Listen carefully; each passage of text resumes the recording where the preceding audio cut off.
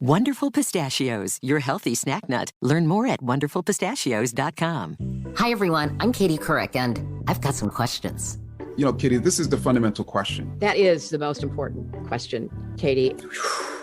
That's a big question, Katie, you know. I feel like to get this side of Katie Couric is actually, I can't believe I'm on the receiving end of this. Listen to new episodes of my podcast, Next Question, on the iHeartRadio app, Apple Podcasts, or wherever you get your podcasts.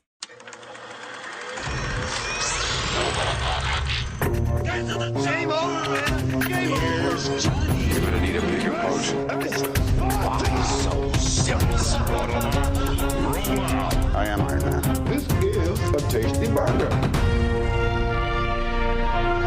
Welcome to the InSession Film Podcast. Hello, everyone, and welcome back to the InSession Film Podcast. I'm your host, Ryan McQuaid. And I'm Jay Ledbetter. And welcome back to the show. We're back for round 2 of our movie series. The films of Wong Kar-wai. Jay, how's it been? It's been a week since we've done this. How you feeling, buddy? I'm feeling great. Ready for part 2 of Wong Kar-wai. I mean, what a wonderful conversation we had our first time. Now we're talking about Days of Being Wild. I'll tell you what, the last few days have been wild. Because I was sick. Had to skip the main show yesterday. That was no fun. Never any fun. But, you know, outside of that, watched a little UFC. Okay. You watched UFC? Watched UFC. And Jake Gyllenhaal? Look. Roadhouse coming soon. Theater near Jake you. Gyllenhaal looking absolutely ripped. I'll give him that. Looking shredded like some beef. Maybe one day he will be Wong Kar-wai's true American muse. Jake Gyllenhaal, Nora Jones, in my Thunderbolts 3. My Blueberry Thunderbolts Nights. Yeah, no, I wouldn't partake you for a UFC guy. We've never talked about that before. Weirdly, I used to be an enormous UFC guy, just particularly in high school. I feel like that's when you want to be watching a bunch of guys beat the crap out of each other. Yeah. When you got the greatest of all time fighting this weekend, you gotta check it out. Did he win? He won. Yeah. That's in not about surprising. 2.5 minutes. That's the thing. Did you pay for it? I did. How much was that? If you don't mind me asking. Split. It's $80 all in. You get 4 guys in there. You're paying $20. That's not bad. If you go to a bar and watch it, you're spending more than $20. Yeah. You know? Well, I've never. Most of those fights end in like a blink of an eye. But I guess that's boxing in general. I will say the fight card was very good, and this is all going to tie in very tightly to our Wong Kar-wai Days of Being Wild. Yeah. It was a great card, but you know what's maybe even better than that card is this movie. Oh, okay. Oh, you want to just get right to it? Okay, because we could have rambled on for. Hey. Oh, trust me, I know us, and we can ramble. We can ramble. If you want to go into the state of MMA in the late 2000s and how it peaked during that period, I got you. But and what they need to get back to that golden age, we can do it. But I just don't feel like this is the time or place to be doing that. Yeah, no, that's fair. But we should go to more of a golden age, which was the 90s for cinema, because it felt like that was the last great time we had independent cinema. You know what I'm saying? Maybe.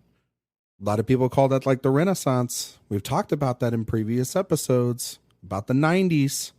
Talked it with Soderbergh. We talked it with Spike. We're living in a post-Sex, Lies, and Videotape world here. Yeah. You know, things are different. This is 1990, right? Yeah. This is the same year as Goodfellas, right? Same year as Malcolm X, if I'm not mistaken. So, yeah, 1990s. Am I right? Check the notes. Yeah, I mean, look, I was born then in this decade, so it's a good decade. Same here. Great decade. Nothing wrong about it. And we're here to talk about Wong Kar-wai's Days of Being Wild. Appreciate all the great feedback from our first episode. Great to be back doing this more on a consistent basis. So we might as well just jump right in. We might as well just do it. start talking about Days of Being Wild, which is directed, of course, by Wong Kar-wai. It stars Leslie Chung, Maggie Chung, Rebecca Pan, Andy Lau, Karina Lau, and Tommy Lee Young, right? Yeah. Tony Leung coming in from the top rope in a scene that is very straightforward and makes a lot of sense. I think we can talk about that here in a little bit. All right. So this is the second film in our Wong Kar-wai series. It's also the second film he ever directed. It's pretty wild, right? It's a little bit of a different, I would say, vibe. Last week was sort of like a crime romantic drama. Mm-hmm. This is just more of like I think this is more, Jay, wouldn't you say, along the lines of wouldn't you expect a Wong Kar-wai film to be? This is more the speed, right? This is the beginning of Wong Kar-wai as we know him. Exactly. That's what this is. So I'm curious from your perspective doing this review today, since this is a first-time watch for you. What are your thoughts? Second time watch. Watched it in December. Oh, did you? Okay. Well, yes, I understand you watched it recently in December and you did some track back and you went and did all that. Give me a little credit. It's not like you saw this movie 7 years ago and are coming back to this. This is still a very fresh first-time watch for you. Okay, essentially. Okay. So, without further ado, what did you think? Jay Ledbetter of Days of Being Wild. This movie's pretty spectacular. I think this is a really, really great film. I mean, you mentioned it there at the top. This is kind of Wong Kar-wai coming into his own. You could say that his first film is a little bit of a gun for hire thing. We certainly talked about how you see kind of the early stages of what he would become, but I think he is fully formed in just his second movie here. I mean, he had pretty much free reign to do whatever he wanted. This was a huge bomb. It's made no money. People did not get it. No. Even though Wong himself was like, yeah, I thought this was like really commercially accessible. I thought the crime thing was kind of, going down. I thought we were kind of past that a little bit. I thought this would maybe be the dawn of a new era, but nope. Apparently people in Korea actually threw stuff at the screen regularly when this movie was on because they absolutely hated it. But the film itself has aged impeccably. I mean, you look at kind of what he's exploring here. It's the Wong Kar-wai specialties. It's about the difficulty of love, almost the impossibility of love, and the subjectivity of time, and all of the visual motifs that we have come to know him for as a filmmaker. And it's got, of course, Maggie Cheung, who is one of his ultimate muses. And it's a film that is so lovely while also being so tragic and having some very overt symbolism at times, but also immense subtlety in others. Visually, this thing is an absolute knockout. You think about the very early parts of the film where we have these intense close-ups of Andy Lau and Maggie Cheung, where it's just as intimate as it can possibly get, and you have these very subjective shots where you'll see this very, very deep focus where, it's not doing this like reverse shot thing. It will, for an entire dialogue exchange, have one person deeply in focus in the foreground while one person is completely out of focus in the background, which is really kind of getting you into that particular character's state of mind when you can see all of the micro expressions that are going on as they are both talking and listening in that scene. It's just a really compelling piece of filmmaking because, again, Wong is just, there's so many moments in this film where you just think, wow, I'm not used to seeing that choice made. And that happens so often in this movie. The thing that really struck me was the editing in this movie. And this will come about in his later films as well. And it's just his desire to play with time and things like that. Sometimes he'll cut, and it is very unclear at first how much time has passed. or if it's like a flashback or something that's happening after, or something that's happening basically at the same time. And then he will totally establish when it occurs later, but it kind of puts you on your heels. And I think it's a really brilliant technique. And of course, this is his first film with cinematographer Christopher Doyle, who has a really fascinating story. He's an Australian guy who just was like, I don't want to live in Australia anymore. I want to go live in Asia. And he just kind of, bopped around Asia for a while, assisted on some movies, and just became so ingrained in the Hong Kong film industry and became Wong Kar-wai's guy. And, even directed some films in Hong Kong as well. And his work here is immaculate. I mean, this is a gorgeous, gorgeous movie. It's so much different than As Tears Go By. Yeah. Which is this very colorful, hyper stylized film. And this film is very stylized, but in almost the inverse way that As Tears Go By is stylized. This is a very muted film. This does not have that, neo-noir feel to it. This is all about repression.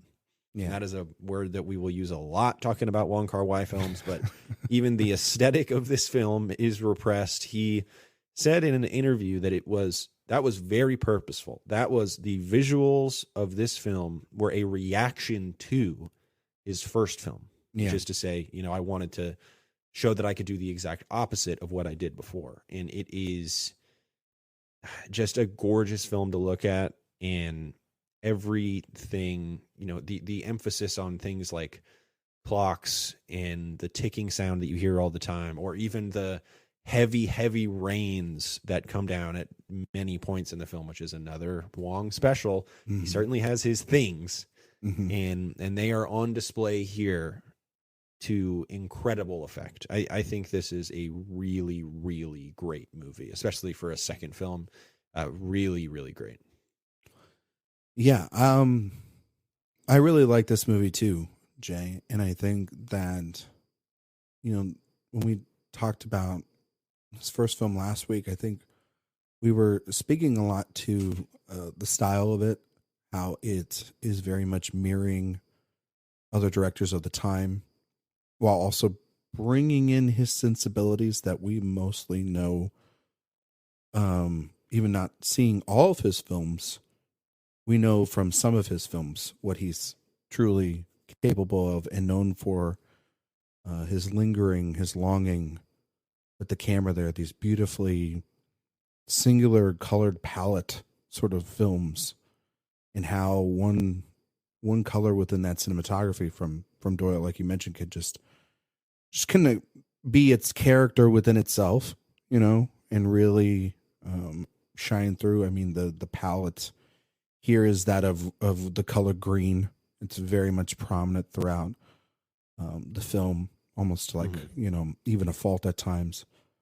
And, when you start looking up like just what the color green means, it's actually funny that you're mentioning that this movie is like the opposites, because this is the color green sort of represents like new beginnings and growth and wealth, stability, coming together.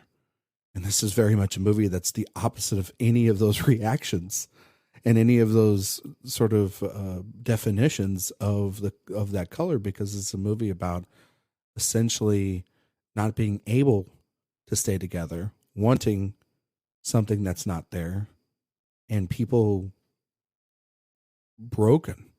I mean, they're heartbroken. They're wandering through the carnage of relationships, and how generational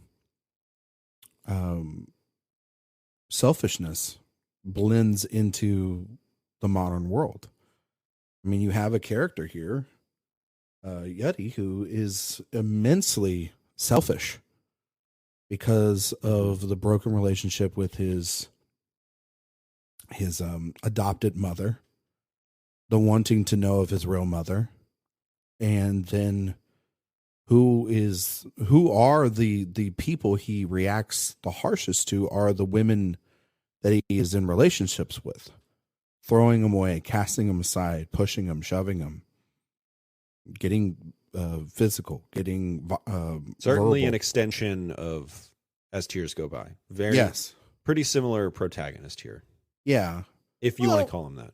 Well, I would say that this protagonist is a little, you root a little less for him here than you would in that film. Which is funny because he's so violent in As Tears Go By. He really is. But he's loyal. He's very loyal. Very loyal. And there's a nature of violence to that character from that world that he works in and operates already. So there's that understanding of violence is always around him, and he also shows a desire to grow. Yes, well. and he wants also to get out of there. He doesn't want to be a child anymore. He wants to be an adult. Really, that movie is, the more I think about it, just sort of like a Peter Pan allegory is really kind of perfect for that movie.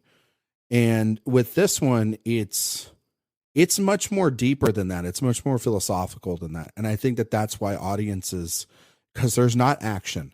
It's slower. It's a lot slower. It's shorter, but it's also a lot slower, and it's a lot more. You have to think more.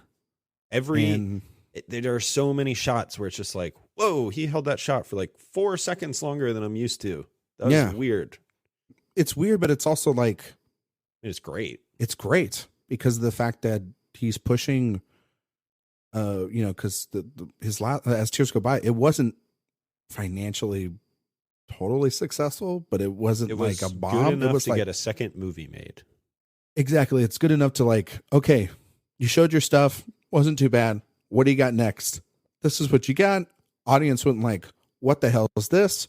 I'm expecting you to grow to be the next John Woo, where you're like, those slow motion action sequences are going to be the rest of the film. And that's what kind of audiences wanted at the time. They didn't get that.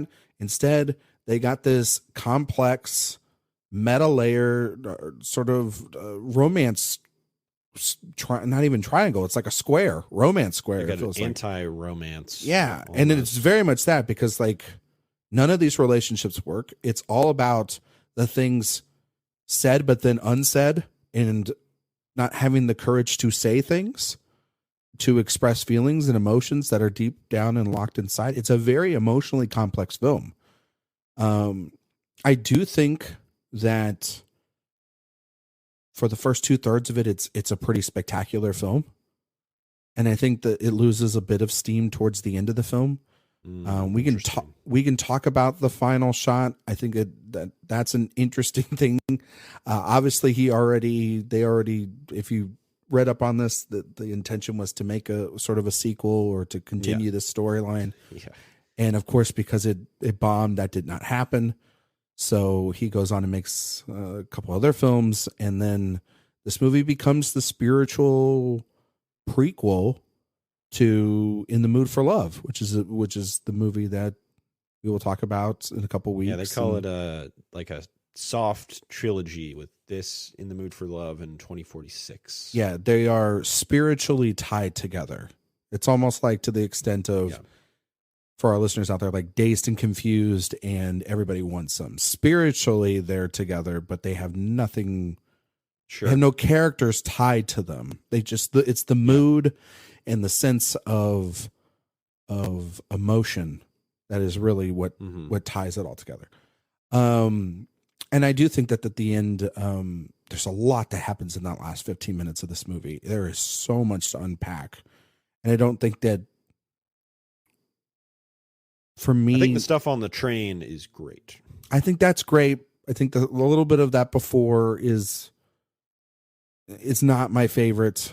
I think then the stuff at the train station. Yeah, I'm thinking like the train station stuff. That's like where, like, the audience kind of wanted that big, like that more of that action sequence. Or Wong is kind of like giving him the middle finger there, because that action sequence lasts like 45 seconds. Yeah, so. It's also just like, it's not really particularly well shot, in my opinion, or it's fine. It's kind of like, it's not as good as the stuff in As Tears Go By. No, it's not, and I think it's purposeful, but it's also just kind of like, also too, like, didn't need a bunch of like when the gangsters kind of walk in the door. I kind of sat there and were like, oh, okay, you're really just not trying to give an audience of that time what they want, and it's kind of great, but it also, like, for the flow of the film, for me, it's just a little jarring for me. I will say that. Yeah, I certainly think Wong, I don't think that's what he was most interested in when he made this movie. No, but I think that,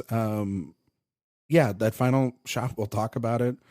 But I think you're right. I think, like, the last conversation on the train, what that means, where those characters are left off. And then obviously the sort of tie-ups with the girls. And then that final just long, almost 2-minute sequence up in that attic with Tony Young. I mean, that's. I think it's got to be longer than that. It maybe it's like 3 minutes, which is crazy because this is like a 95-minute movie, and it's just like a guy getting ready to go play yeah. cards. And you're like, what are we doing here? But it's just like, I mean, I don't know what you think of it. Does it tie? Do you think how does it tie into it? Because it's kind of wild. It's you're setting up something that never happens, but then technically it does kind of happen 5-6 films later. And you know what I mean? Kind of. I don't think kind of not even really. I don't think they're the same. It's not. No, they're not the same. But it's like, yeah, you spiritually have him dressed like that later, and it's, I don't know. It's. I mean, the clear parallel imagery is between that character and Yuri. Yeah, they kind of act in a similar way. They have a similar kind of swagger to them. They comb their hair the same way at one point. It does seem to be that it's like, you know, one Yuri leaves and another Yuri opens enters the door. Right. Yeah. It's like this perpetual cycle of these type of young men, these destructive young men who think they have it all together and act like they are so above it all, but in the end will turn out to be just as broken or more broken than everybody else. Well, and he's quiet too, so we don't necessarily, until we get to know him or until we understand him, there's usually probably something underneath. Not to excuse it, but there is something more than just what the clothes and the sleek back hair and the. Oh yeah, there's definitely a lot of iconography being utilized in that last sequence. There's something underneath the surface that has made this person essentially this insecure. Right. Well, that's what that is one of the most brilliant pieces of editing as the film is in that final train sequence.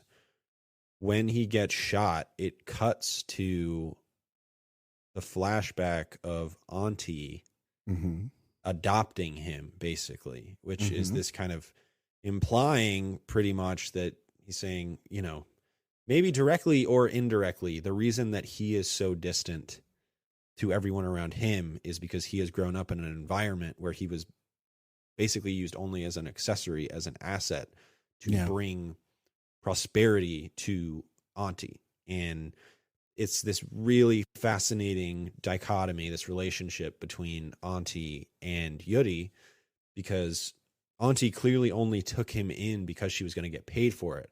But now she kind of resents him for not being more appreciative of it. So it's this weird tug of war between the two of them, where Yuri kind of resents her for not being his real mother, and also obviously for hiding the identity of who his real mother is. And Auntie kind of resents him because, you know, he's not as loving as he wants him to be, as she wants him to be. No, they have a massive strained relationship. Yeah. But it is to both of their fault, essentially, because because like you're mentioning, Jay, she is withholding this vital information that if somebody that is adopted wants to have that information, she's using it essentially as the only bargaining chip that she has left, and without knowing it, or maybe knowing it, not really understanding and being selfish in her own right, the damage that has inflicted on these two girls that we see in the film that Yuri is with, and the trail of other women that he has been with many times before. Because when he takes, when he takes Karina Lau's character upstairs, he goes, "How many you brought dozens of girls up here before?" And he goes, "Yeah." And it's very nonchalantly. It's not like even in a braggadocious way. It's very just kind of, it's just like, yeah, I've done it, and I'm not going to apologize for it, and I don't care what you think of it. And yet these girls keep going up there and they keep getting their hearts broken. There's a scene in this film that I think is absolutely fantastic, Jay. It's magnificent. It's one of like the best scenes I've seen in a long, long time. And it's between the two girls, and they're talking about Yeti and their experiences, the history.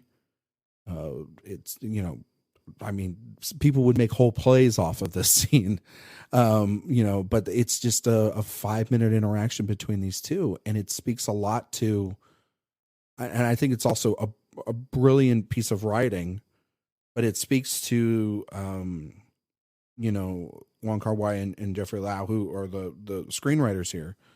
It speaks to them about not only just showing Yeti's perspective and his story and everything and his trajectory of tragedy, but also assessing the damage that he has inflicted and speaking to that, and having these two characters essentially speak to their experience as well, not having to find commonality, but even though they kind of do.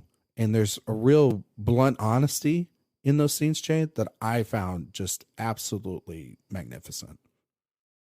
Oh yeah, I mean it's an incredibly honest movie. It almost to the point sometimes where it hurts to watch, And it's very, very honest. It's very, you can almost cringe, not like in a bad way, but just like we've probably been in those situations before. Feel for these people, yes, because it feels so real. Yeah, that we've, even though it is a very stylish movie, but it's so expressionistic. Yeah. That the emotions really ring true, which is the point. I mean, that's the Wong thing, and he does it extraordinarily well here, even with the colors. Where in this film, we'll see it later in The Mood for Love, where it's all these rich reds and things like that, which is a more kind of traditionally romantic thing, but also it provides that crazy sense of yearning. Here, it's kind of these muted blues and greens. It's really dark greens. Give this sense of. Yeah, just like it looks like a sad movie kind of. Yeah. And it is for the most part. And I'll tell you, you talked about that scene. The part for me that just sings in this movie for me is the part when Li Jian, the Maggie Cheung character, and Andy Lau's policeman character, T-Day, I believe it is, when they start forming their bond together, one, it's like, oh yeah, that's the guy who made In the Mood for Love. Yeah. That's of course. Of course. Yeah. But I think kind of because of that, it is to me the best part of the movie. I mean, you might, maybe some people will say, oh, it's so, In the Mood for Love is so derivative of that I kind of don't like that as much. But for me, give me all that you got. Hey, it's that part of the film I think is absolutely immaculate. These two people who are just on the surface, you just see them together, and it's like the reason that they should be together is because they're so broken and kind of like disillusioned. But is that really a reason for them to get together? And is it a good thing that these two people who are so broken didn't just like lean into their brokenness and get together, even though in the moment you think to yourself, obviously you two should be together. You guys seem like perfect for each other. This is magnetic. The imagery in those sequences is just beautiful. And I think if you wanted to pick one image from this film that kind of sticks out in your mind, to me, it's the one where T-Day is standing in front of the phone booth. Yeah, shot is incredible. That's the one, where he's not looking at the phone booth. He's just kind of thinking. He's clearly hoping that it rings, and it's heartbreaking. Can I say a shot like that? I can easily see that in the greens used here, that's where, even more than the In the Mood for Love comparisons, like Days of Being Wild and the color palette and being in that alley, is definitely the influence of something like In Everything Everywhere All at Once. Because I felt that when I was watching this movie. I mean, obviously they're both completely different films, but in that sequence in that film, it's very much leaning on the films of Wong Kar-wai, and that's still that we see a lot online when, like, you know, Ki Kwan's winning all the Oscars and everything that goes with it right now, where he's in the suit. Yeah, and everything. It was when I was watching this film and I saw that moment by the phone booth, I was sitting there and going, that's the kind of elegance that you can get when you are sort of emulating or imitating a master like Wong Kar-wai, who's able to pull this off in a moment in which the film too, it's like it's in this voiceover, it's really well done, and there's so much sorrow though, and I was just thinking about it because this is about like a guy who he loves this woman, but he's not going to be with her because her heart's with somebody else, and she's heartbroken about it, and she's trying to get over it, and it's not right to try to essentially pounce on her heart with his feelings while she's still trying to figure out her own. And you're right, Jay, that's where the maturity of this screenplay comes into fold. So instead, what he does is the most heartbreaking thing somebody can do when they're in love with somebody. They don't act upon it, and instead they stand and do something that you and I would sit there and be like, oh yeah, I'll go stand by a phone booth and wait. And if you ever need a shoulder to cry on, I'll be there. It's a very romantic idea. It's a very it's a throwaway gesture that most people would never react upon every single night. And yet he did. And it's shown in the film. It's so beautiful. It's beautiful, and it's heartbreaking. And then, you know, I think of that scene. You're absolutely right, because like there's the walk and talk and the honesty between the two of wanting something when somebody else doesn't want them. You know what I mean? And you know, Maggie Cheung's performance is so great in this moment because movie once again starts with her just angelic face, and you think that that you kind of think that, oh, this movie is going to start with like a romance, because it starts with Yudi and her, you know, at the place she works at. They're getting to really know each other. They're very close, very intimate. It's starting on this path, and then after they make love, he throws her away. You know what I mean? And she's confused as to why. This is the case. Like, he makes moves on her, like, you know, this minute of this day for the rest of our lives. It's our minute and time. And we're going to use that minute friendship to turn into 2 minutes, to turn into an hour, that turns into this relationship. And how time is used there to then manipulate her, but how also his time's been manipulated for his whole life by Auntie a lot, in a sense that his whole life, every minute of his day, he's been living a lie away from the mother that he perceives that would love him back if she just saw him.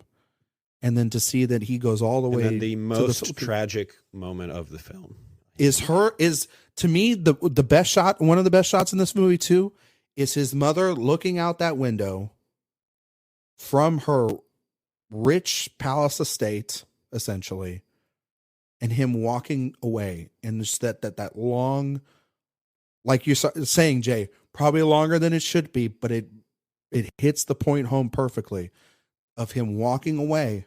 We never see an interaction between them, essentially, and it's just him walking away, and right then and there, he's been rejected, and his whole dream and his whole life has of wanting something beyond what he's had. And Auntie's sort of premonition that she tells him when he gets fed up with it finally comes true. And how deeply hurtful is it that instead of not living in the moment, embracing the love that essentially this woman that wanted to adopt him was giving him, and chasing after something that she probably knew and was trying to let him down easy. It's another thing to say it. It's one thing to live it, right? Yeah. And I mean, that moment is really spectacular. And I love that it's not this long, drawn out conversation of her rejecting him or anything, or him talking to the maids or whatever it may be. It is a hard cut to him. At first, we see a gate, where this house is, which just gives us the impression that his mother is very well off. He came from a rich family that he never lived with. And then we just see him walking away in slow motion. One of the few times in this film, if maybe the only time, maybe the shootout has some slow-mo. I can't immediately recall, but certainly one of the few times that they use slow motion. Yeah, in this movie. it's very. No, I think the fight at the train station, it has a little bit of that. But this is the real moment where the slow motion is utilized most effectively. And just this idea, this is one of my favorite motifs in the entire movie. My Letterboxd review just says, a movie about the inherent power of turning around. And there is a lot of that in this film. And Yuri explicitly states in this moment, I didn't turn around because I didn't want her to ever see my face, because I never got to see hers. I didn't want to give her that pleasure. Yeah. And there are other moments in the film. There's that incredible shot where it almost becomes like supernatural for a moment. I mean, the style of the shot where Auntie turns over her shoulder when she's standing on her patio. It looks unlike any other shot in the entire movie, and it has this insane power to it. And maybe it's partly just because she's looking straight into the camera. I mean, she's looking right at the camera.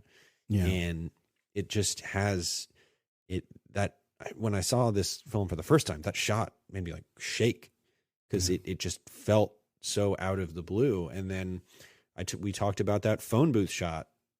T-Day will not look directly at the phone booth, right? He's while it is at the front of his mind, it's not in his periphery, because the periphery gives that thing power. Yeah. And the only person who kind of uses her eye line powerfully is Auntie in this film. And she's the least repressed person of all, even though in many ways she is also the most miserable. Yeah. But she's the only person who kind of realizes that miserableness is inevitable, at least for the people in this film. And because of that, she's the most at peace with it. So it's that motif, I think, is really wonderful. And that scene where he goes to the big mansion and just walks away is so heartbreaking, especially for Yuri, who you feel like he's so close to starting to get it. And then he hits these walls, whether it's Auntie's arrogance or her stubbornness, or in this case, very important thing in his life that he now knows will never, ever happen, him meeting his biological mother. It's just like forcing him back into his worst tendencies. And you just, at that point, it's just going to get worse and worse and worse until, he meets his actual literal demise at the end of this film, just because he just feels so battered by everything that has gone on around him, while also not realizing that he has done the same thing to those around him. So it's just, again, we talked about that perpetual cycle with the Tony Leung character at the end. There's this perpetual cycle of emotional abuse going on in this film too. It's very subtle. It's not yelling and screaming and all that stuff, because that's not the pitch that this movie is operating on, but it's there, and it kind of just chips away at your confidence and your ability to love and be loved. And that really is what the movie is about. Yeah. And then when we find Yuri at the end of that sequence, when he's with this, or walking away from his mother, the next time we find him is he's despair on the ground, drunk, alone, shattered. That's a crazy cut too. Talk about some crazy editing. When that girl knocks on T-Day's door and says, what did she say? Like, are you alone, or something like that? And then it immediately hard cuts to Yuri drunk on the sidewalk. Right away, I was like, whoa, T-Day had a really crazy night there, until we kind of zoom in closer and you realize it's Yuri. That was a crazy editing. I mean, it's just, again, it's that Wong keeps you on your toes, you know? Yeah, there's never a moment where you can keep your really eyes awesome. away from it, because then you're going to miss something. Or you'll get confused. Yeah, you'll get confused, and then you kind of have to rewind it. Thank God you have to rewind. I had to rewind a couple of sequences when I was watching this. I had to rewind the end because I had to make sure that this was, because they're quick stuff, like the gunshot and everything. It's very, very quick by the end, and then they're on the car, and you're trying to figure out, does he die, does he live, you know what I mean, and whatnot, and it's very subtle. It's not like we're not looking at any like Marion Cotillard Dark Knight Rises death scenes here, you know what I mean, like it's some subtle ass shit, and so put that on the poster. But no,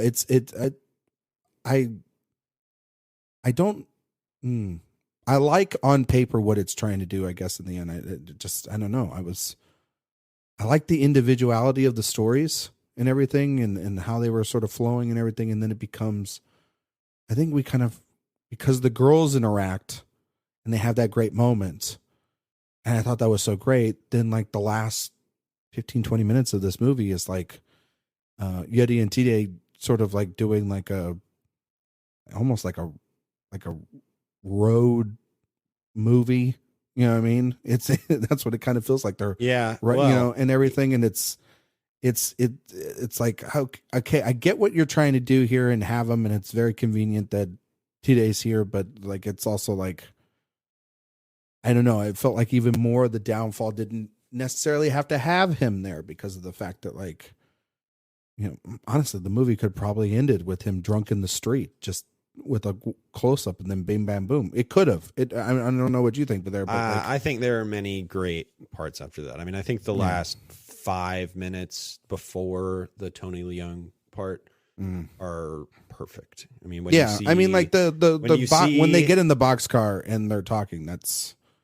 just set on Tide's face and just right there for the most part until it flashes at the end, and then you have that really great shot. I mean, he just shoots the outs. I mean, for me, watching these first two films, Wong Kar-wai, I'm reminded just how much, how gritty everything internally, everything inside is. But then when he gets outside, how luscious. And the only thing that really has like light in this movie is at the end when Yeti, essentially, it's a 30-year-old movie. It dies, and you have the light of this car, this train boxcar that they're in, and that's the only real time the movie has a sense of brightness to it. And and you can symbolize it as death, or you could just symbolize it as relief as well too. But it's quite powerful, that shot. There's just something about like the last 15 minutes of it. It just doesn't, for me, it doesn't all work, but I appreciate it. You know what I mean? Where it goes, I can because then it gets to where it ends, which we'll talk about, I think, probably a little bit more, but I do really like the sort of boldness and also just the straight up, I would say, like, normality and how interesting it is to end a movie the way he does here. Like it's the more we've talked about it, the more I've thought about it and everything. It's like it's sneakily really great. It's a really great sneaky. Like you're talking about the Tony Leung. Yeah, that's some sneaky ass shit right there. That's really good. I appreciate the boldness, I guess. And does it play, since there wasn't actually a sequel, is a valid question, I think. Mm-hmm. And I think there are parts of it that do. It certainly indulges in its own existence a little bit, but a little bit. But you talk about that last 15 minutes. Yeah, I mean, I enjoy it. I would rather it be there than not be there. I will say that. I would not have. I'd rather you take I rather to see early on in a second film of a 10-film series somebody already taking a bold swing like that to end a movie rather than playing it safe. You know what I mean? But it does to me kind of that at all. It kind of has this thing that I had when we saw Dune, where I was like, That's half a movie, right? I mean, like if there's no other movie, is that a good movie? I don't know.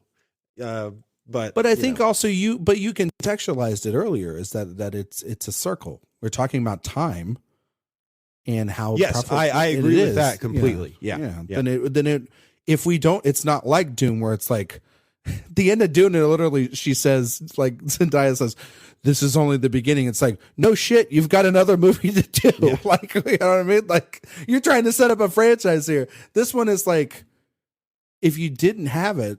And I mean, it's ambitious to say, oh, we're going to try to make a sequel when the movie didn't come out and then it bombs. But it's like, yeah, if you don't want to do that, then you can just contextualize it to being like the mundanity of somebody looking, everybody trying to have this look and guys looking like this and everybody does the same thing is a really interesting kind of way to end it too. And also, I think that you when you were talking about it, there is a little bit of the fact that like, oh, there's so many yutties out there, right? That are going to continue to hurt the ones around them and everything. Kind of the point. There is a little bit of that, but then there, you know, I'm not to say that, you know, Wong is completely cynical, but there is also the hope of like, yes, there's a ton of, you know, there's a ton of yutties out there and guys that look like this and that you would hope that the cycle breaks, but there's not enough evidence to support that claim. You know what I mean? Yeah, Wong is so fascinating because he is clearly such a believer and admirer of the general concept of love. You know, he has this very romantic idea when it comes to love and sensuality and things like that. But also you see him do things in this movie like really undercut some of the most romantic ideals that Yudi has in the movie. There's this allegory throughout the film that Yudi likes to, it's kind of his go-to philosophy on life is, you know, I've heard of this bird that has no legs and it flies for its entire life. It flies when it sleeps and it only lands one time in its life when it dies. Yeah. And that's how he lives his life. And that's, you know, it's a good way to get girls when you use stories like that really kind of explain this worldview, however ludicrous that worldview may be. And then when they're in the boxcar at the end, Tide kind of unprompted recites the allegory back to him and just says, yeah, here's the thing. That bird was already dead to begin with. Like, he never lived a life at all because he never stopped and appreciated the things around him. And so clearly Wong, while he appreciates kind of this idea of this fast love and these repressed feelings, which are, because really the repression stems, or the desire for short-term joys stems from the repression or the rejection of long-term happiness, really. And so that's kind of the two sides of those allegorical bird stories there. And he does this incredible job of balancing both a love for the idea of it and also a realistic kind of pushback to that romanticism. So it's just a lot of layers to all this stuff, Ryan. We got layers here. We got a lot of layers. This is a big onion. It's a 95-minute onion that that I really, really, really like. Jay, we've got a good time on this. This has been a good review. Do you have any kind of final thoughts before we wrap this one up? We haven't talked about the guy who played Fly, who was in this film. And I'm going to find his name. Apologies. I'm going to look at my phone and find his name. Jackie Cheung, who plays Zeb. And who played Fly in the first film. I thought he was really fantastic. Really great that he used like a cast of characters from his first film to come back and really use everybody all over again. And I mean, he does this throughout his filmography. He has a pretty good stable of actors. It's, you know, it makes me think of all the greats that do that. You know, it reminds me of when we did Powell and Pressburger and Altman and people like that. Yeah. You know what I mean? They've got your friends do it with you. Yeah. People you trust. So, but what did you think of his performance? I think he's really good here. He's very good at playing pathetic, which he is in both this film and As Tears Go By. I think he's a little bit more nuanced in here and a little bit more. Yeah, for sure. I mean, he's a pretty one-note character in the first film because that movie is a lot more one-note in a lot of ways than this movie is. It's a first-time film. Yeah. Yeah. Well, that's more of a genre movie. This is kind of indefinable. Yeah. You can't really put this in a corner in the way that you can. I mean, I think it's like it's a romantic drama. Yeah, I mean, it's a romantic drama. It's romantic tragedy. Got elements of crime film in it. It's a romantic tragedy. That's what I think. I think that's pretty good. And tragedies are usually dramas, so yeah. Never seen a tragedy be funny. But that's a lot harder to, there isn't the easy pitch of, he's like gangsters, guns, love, that stuff. This is like, so these people are like really sad. And they're really messed up. But he's really good. Jackie Cheung, I think, is really good here. And especially, I think another one of the best scenes in the film is when he gives the car to Mimi. No, I mean, or he gives the money that he got for the car to Mimi. Yeah, I mean, he kind of has to hit the hell out of her a little bit. Well, he did, which is not good. Not good. Not good. But also, there's this really heartbreaking exchange where he says, "I'm going to give you this money. Go find Yuri, and if you can't find him," and you can just feel like he's like about to shake as he says this or cry. He's just like, if you can't find him, maybe you'll come back to me. Even though he has been rejected at every single turn, he is pretty pathetic in the way that he has treated Mimi and kind of felt entitled to Mimi over the course of the film. And here you see him just broken to a degree where he's just like, I don't think I have anything. This is like my last shot, I think. So I might as well. I think they both kind of have that. Money. Yeah. I mean, there's like the shot of the shot of Mimi at the end of the film that to me kind of shows that she'll make it through, where she's in kind of uncharacteristically vibrant clothing at the end of the film when she's about to go to Yuri's hotel or something like that.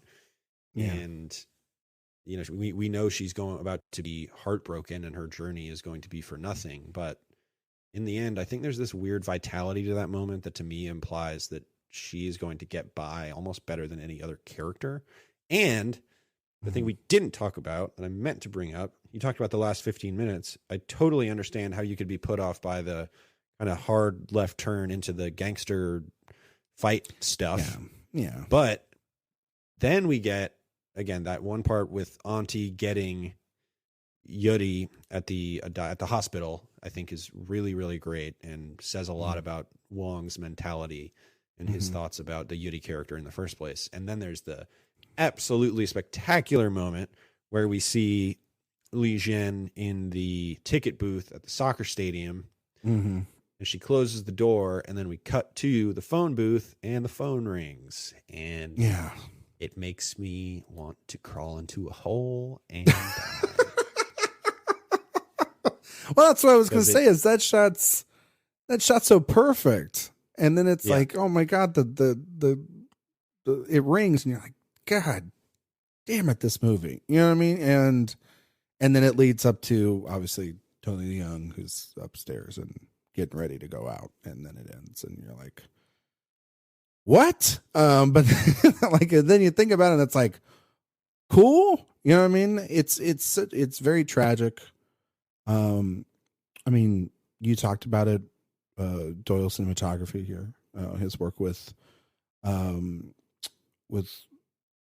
Kar-wai here this is the start of a very beautiful friendship and very significant friendship, I think, in partnership within cinema history, and especially modern cinema.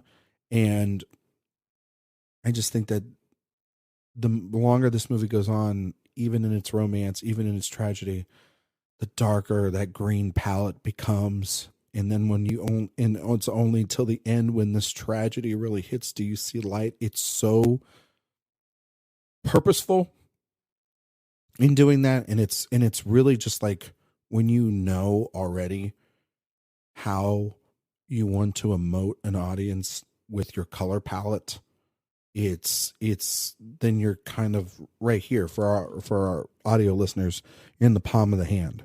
You know what I mean? That is really the thing about him so far that I've noticed. Is just he gets it. You talk and it's about, not like aesthetically a lot of hard times on the eyes. a lot of times manipulative is used derogatorily when describing film.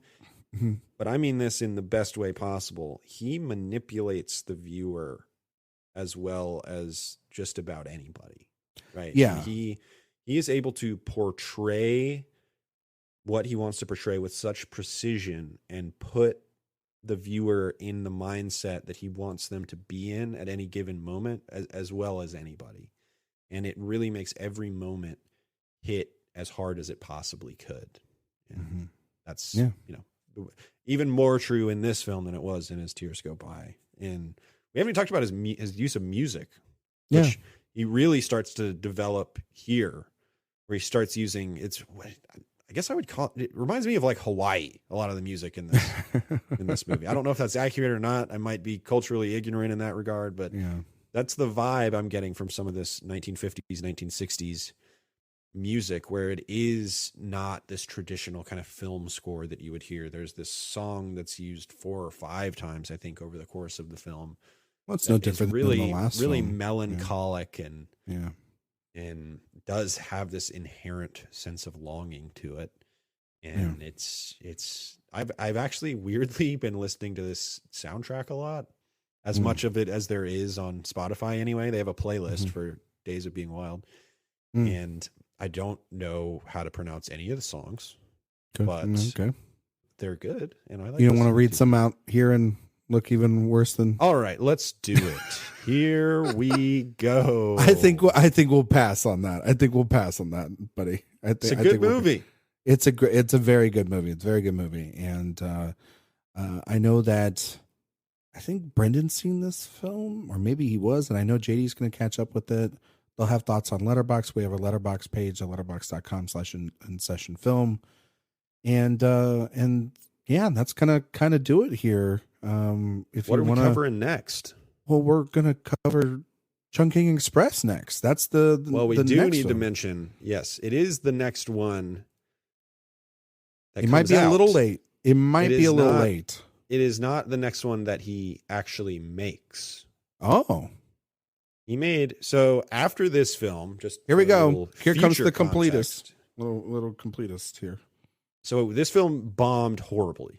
Just did absolutely nothing at the box office. So he was kind of in no man's land after this. He had to go back to screenwriting and just doing gun for hire writing stuff after this. And then he got the job for Ashes of Time, which is a much bigger production than anything that he's gotten yet.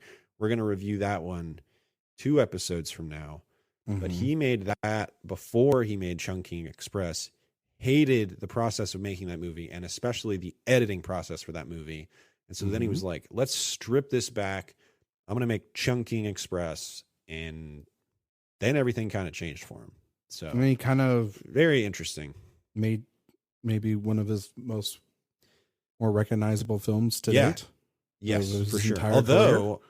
Although Days of Being Wild did win like every Hong Kong Oscar. It did really well.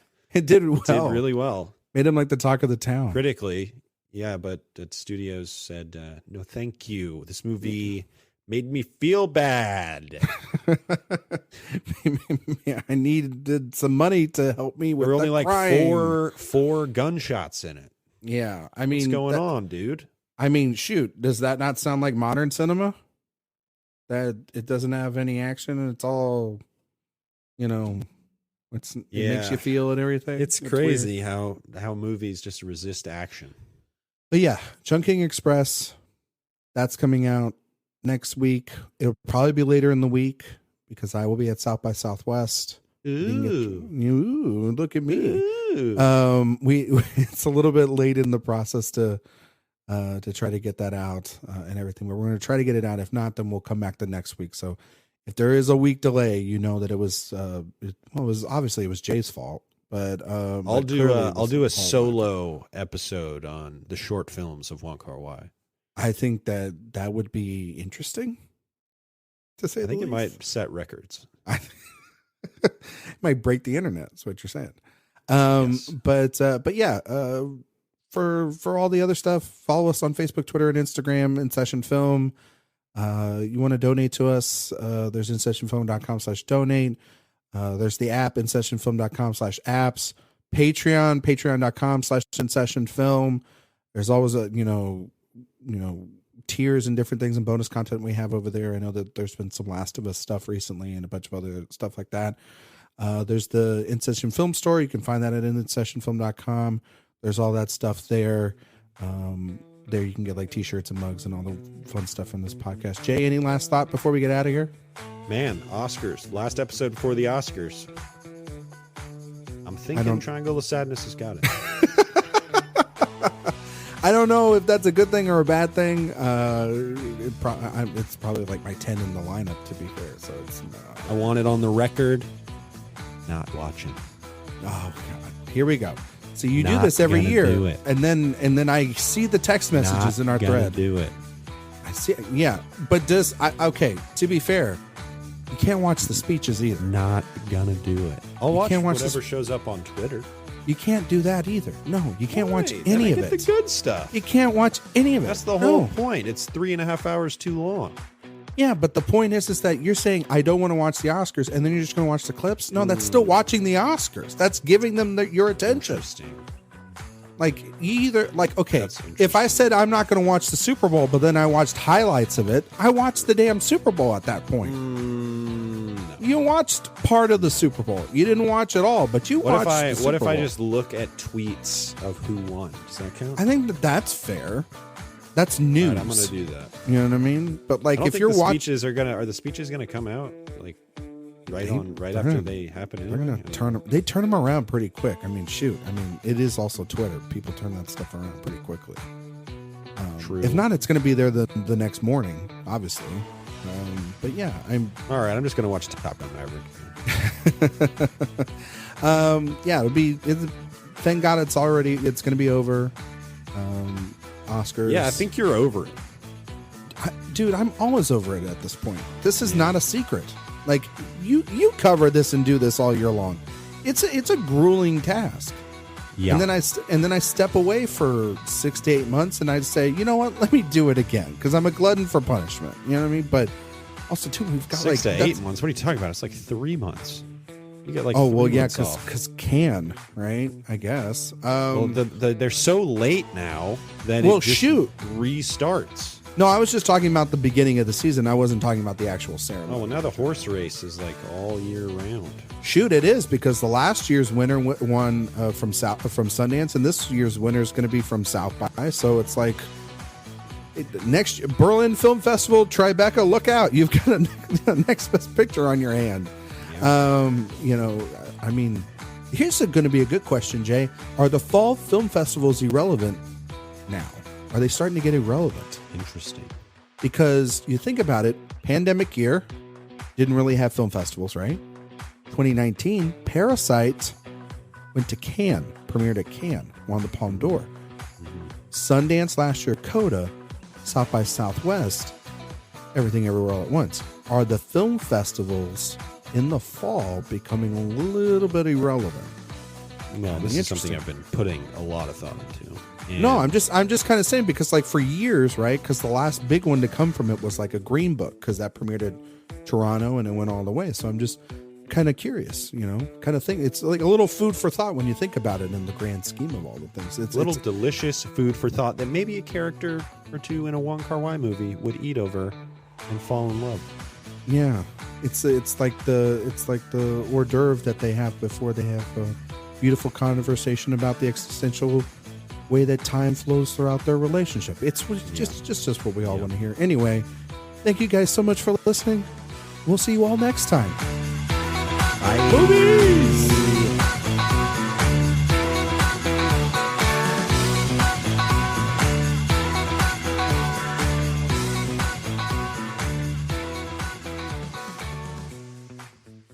Put a little spring in your step with great savings rates from Andrews Federal Credit Union.